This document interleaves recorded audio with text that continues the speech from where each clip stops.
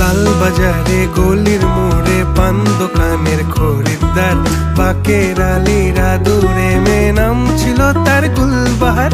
লাল বাজারে গলির মোড়ে পান দোকানের খরিদ্দার, বাকের আলীরা দূরে মেয়ে নাম ছিল তার গুলবাহার।